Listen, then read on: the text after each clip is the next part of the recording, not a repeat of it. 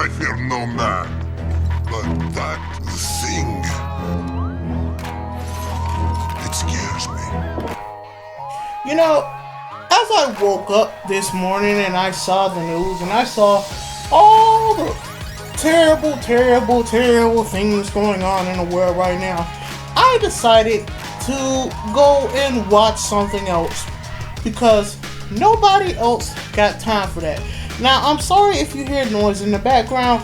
I have two little creatures that will not shut up for anything. I'm seriously debating getting duct tape and strangling them on their mouth so they can shut it. Anywho, let's talk about it. Streaming services. Don't you think there's a little bit way too many of these things? Like, they seem to pop up every 5 minutes. Like, do y'all remember that Quibi thing? That thing's supposed to be like, what, I think it was basically a bootleg TikTok, except a little bit longer, and it had like actual story to it. That thing flopped so hard. If it would have been made kind of different, who knows? If they would have had like more exclusives, teamed up with some other company, then by all means, they probably could have made it. But Quibi just flopped, man. It didn't succeed at all. It's really disappointing. Like, Chance the Rapper I think was hosting it. He probably thought he was gonna make big money off of it, but I really think people are getting kind of tired of these streaming services, especially when they kind of take a bias to one side, if you catch my drift.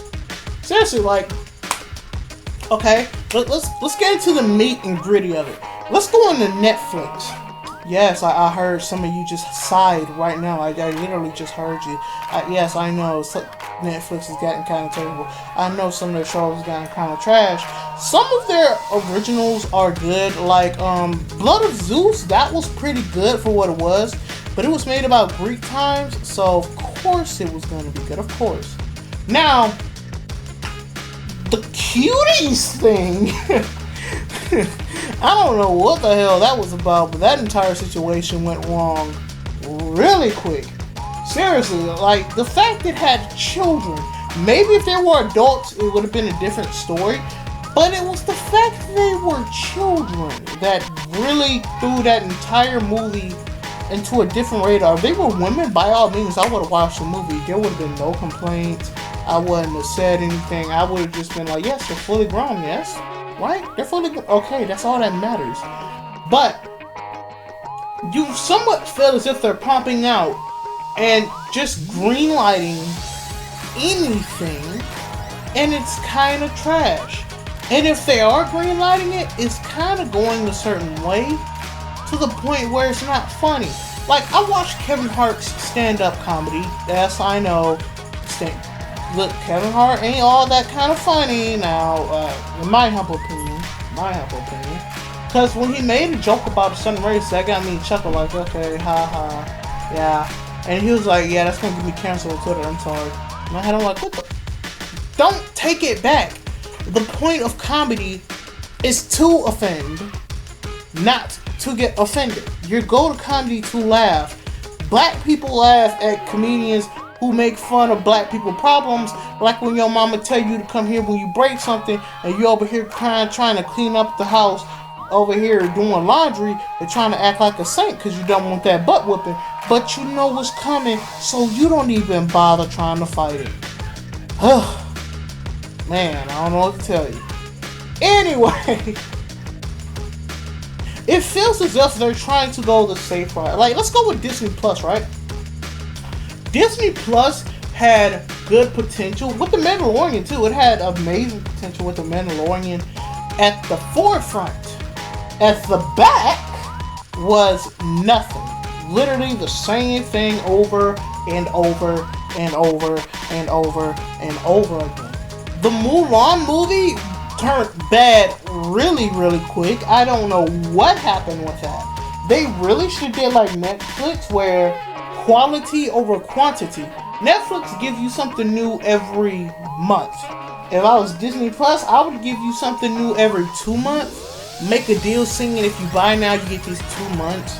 You know, make it seem like it's okay, but in reality, they have just 2 months of a subscription they're probably not going to watch, and they're just holding on to it until this new thing comes. So that way you have 2 months to figure out what you want to do, set it stone, do whatever you need right into it. That's just some little financial stuff and planning to Disney if you somewhat hear this video. And if you need somebody, call me. I want to be hired. I don't have a job. I'm broke. Help me. Anyway, Hulu it's okay for what it is. Hulu is okay for what it is. It has good anime. Demon Slayer's on there. I freaking love Demon Slayer. The Fire Force is on there. So you really feel anime pouring out of Hulu. And in my humble opinion, I believe people should go to Hulu more. Because, okay, let's take Japan for instance. Japan has been making content that don't really get into American politics. And I love that. I love that. American content gets into all of our politics and is safe, which is boring because it is the same thing over and over and over and over and over again. I'm tired of it. I want something dangerous and new to satisfy my taste buds. I want that. Not no reboot. Disney, Marvel, DC, Animaniacs. I am looking at y'all. I watched y'all a few episodes. There was only a few times when I chuckled. Few. Most of the time, there's nothing but political jokes. And I want to sleep watching it. Anyway. Now, I understand Crunchyroll, that houses all the anime, was going to Japan trying to make them back off on some of their stuff. I believe Japan should stay strong. I believe Japan should do whatever they want to do. Japan is not America. They should make good content that is good content. And American content should burn if they continue to make it trashy content. Plain and fucking simple.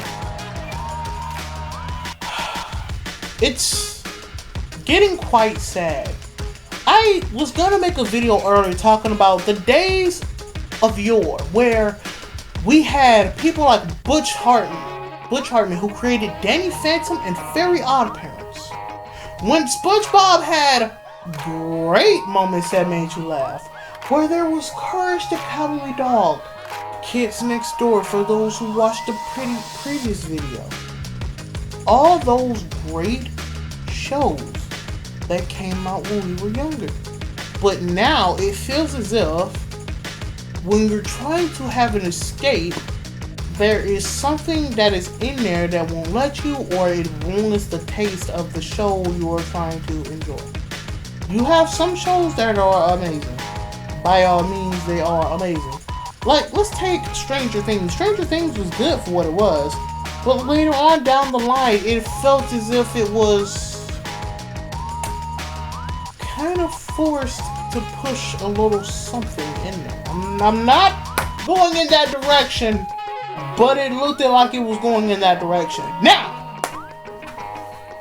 I'm kind of getting tired of all these streaming services. I really am. They're not bringing anything quality to the table. Hopefully, when BitChute comes up, some people can step in and actually make some good stuff. Now, I know Hazbin Hotel and Hell of a Boss, the people who post it on YouTube, those people do amazing jobs. If you haven't watched those, please go watch them. It's called Hell of a Boss. Hazbin Hotel, I'm sorry, I literally had a moment where my brain froze. Yes, you've heard that during the recording, my brain literally froze.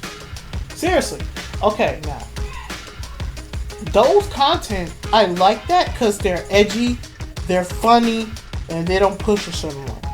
It's something that's a gem in this shit of content we're getting. Like, even YouTube is pushing back the content of content creators to make them artificial instead of genuine. But that's all I have to say for today. Until next time, peace.